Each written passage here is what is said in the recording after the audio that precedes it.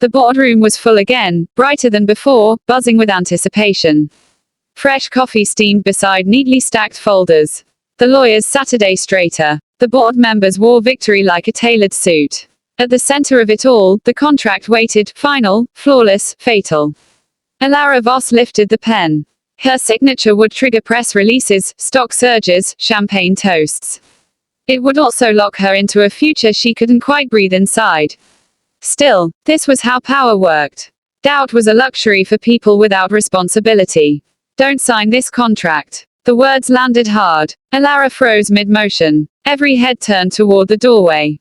The cleaning man stood there, Jonah, his cart half inside the room, mop still damp, uniform unchanged from every other night he'd passed unnoticed. Only his voice was different. Steady. Certain. Loud enough to shatter protocol. What is this? The chairman snapped. Get him out. Security shifted forward, but Alara didn't move. Her eyes were locked on Jonah's. Repeat that, she said. Jonah swallowed once, then stepped fully into the room. Clause 47, subsection C. In the event of medical leave, personal leave, or executive incapacity, voting control transfers to the partnership board. Permanently, if exercised. A murmur rippled through the room. That's standard protection, a lawyer said quickly. Jonah shook his head. No. Standard clauses revert control after recovery. This one doesn't. It's a soft coup. The lead lawyer's fingers trembled as he flipped pages. Alara felt the room tilt, not with fear, but with clarity. You expect us to believe you? An executive scoffed. You're a janitor. Jonah met his gaze. I'm a former compliance strategist who helped write contracts like this. I quit when I realized they were designed to look legal, not be fair. Silence slammed down. Alara, this is inappropriate, the chairman said. We'll handle this internally. No, she replied softly. She stood, the scrape of her chair echoing like a gunshot. Walking to Jonah, she took the contract from the table and held it out. Show me. Jonah pointed. Line by line. Trap by trap. By the time he finished, 2 lawyers wouldn't meet her eyes. Alara closed the folder. That's enough, she said. This deal is terminated. Voices exploded, protests, warnings, threats, but she raised a hand. The room obeyed. She turned to Jonah, studying the man who had risked everything to stop her. You just saved my company, she said. And my life. Jonah exhaled, tension draining from his shoulders. Then my job's done. Not quite, Alara said, a strange warmth spreading through the cold armor she'd worn for years. She extended her hand, not like a CEO, but like a woman choosing her own future. Have dinner with me, she said. I owe you more than thanks. Jonah stared, stunned. Alara smiled, genuine, fearless, free. For once, she added, I'd like to sign something that feels right. The tower emptied after sunset, its lights dimming floor by floor like a controlled descent into silence.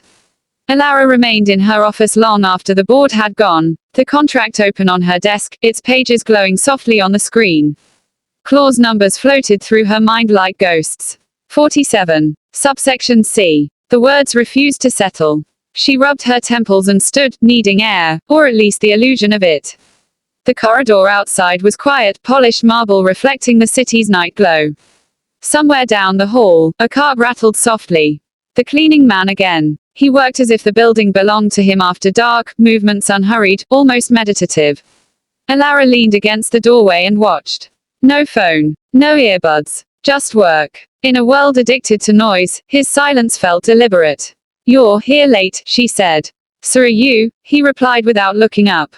She almost smiled. What's your name? She asked. Jonah, he said. Yours I know. Of course you do. He paused, then straightened, resting his hands on the mop handle. Up close, she noticed the faint scar along his knuckles, the posture of someone trained to sit through long hours of focus. Not the body language of someone who'd spent his life cleaning floors.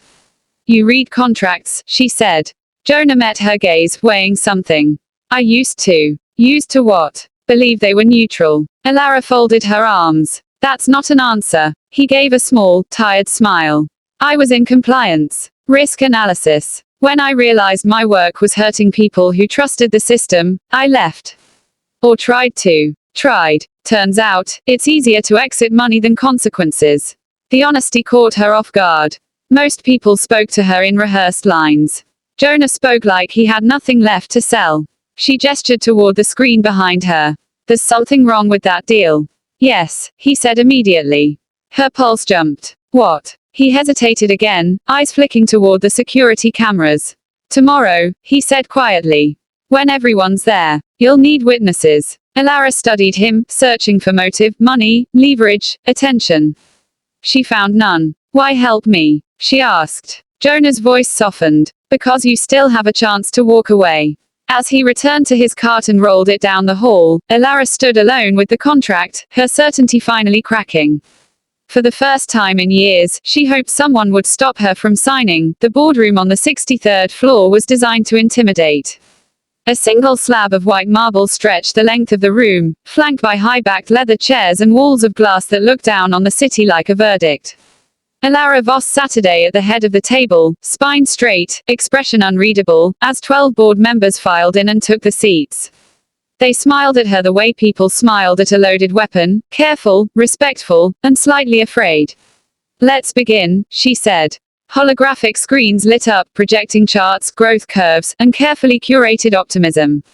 The lead strategist spoke with rehearsed confidence about global reach, vertical integration, and risk mitigation.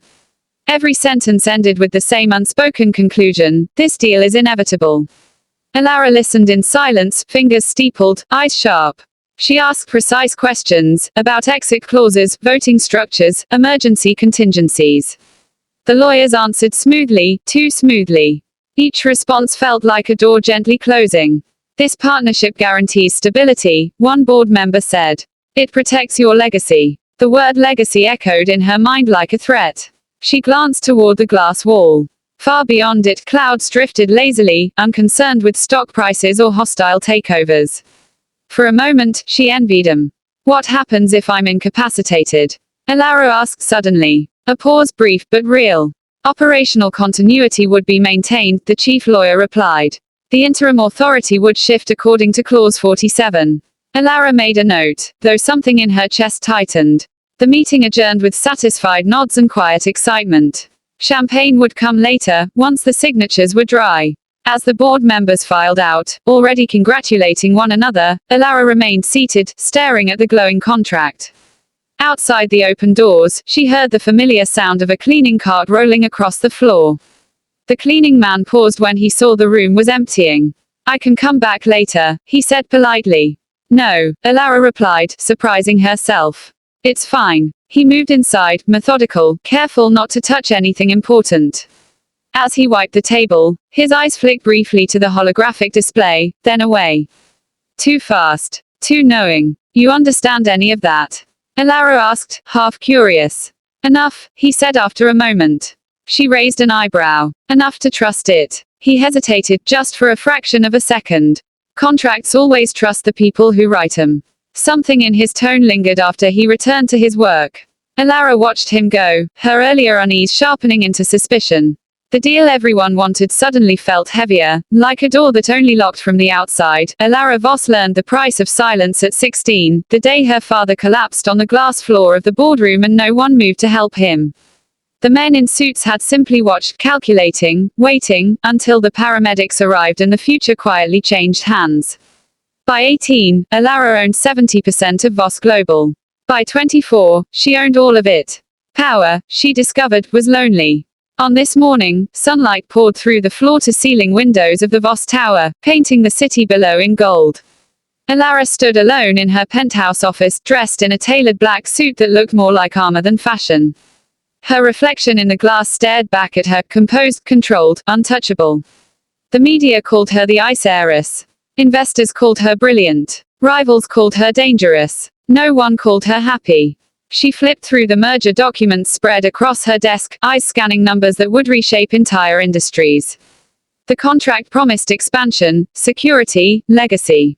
Everything she had been trained to want. Yet a dull ache pressed behind her ribs, the same unease that had followed her since the board first suggested the deal. Clause heavy, she muttered. Overcomplicated. Her assistant's voice chimed through the intercom. The board is assembling. Lawyers will be ready in 20 minutes. Thank you, Mara. Elara exhaled slowly and loosened her grip on the papers. Somewhere far below, the city moved, people rushing to jobs they hated, lives they couldn't escape. She wondered, not for the first time, what it felt like to be invisible. A faint sound broke her thoughts, the soft swish of a mop across marble. She glanced toward the hallway. The cleaning man worked quietly near the doorway, careful not to interrupt. He moved with practiced efficiency, eyes down, presence almost erased by design. Most people never noticed him. Alara did. Not because of who he was, but because of what he wasn't. He didn't stare, didn't rush, didn't act impressed or afraid. When she passed him, he simply nodded once, as if she were just another human being in need of a clean floor. It unsettled her more than admiration ever could. As she returned to the contract, a strange thought crossed her mind: if this deal destroys me, who would warn me? Certainly not the board, not the lawyers, not the smiling executives who stood to gain. She signed nothing that morning. Not yet. Outside, the city waited. Inside, Alara Voss stood on the edge of a decision that would change everything, unaware that the only honest voice in the room belonged to the man everyone else ignored.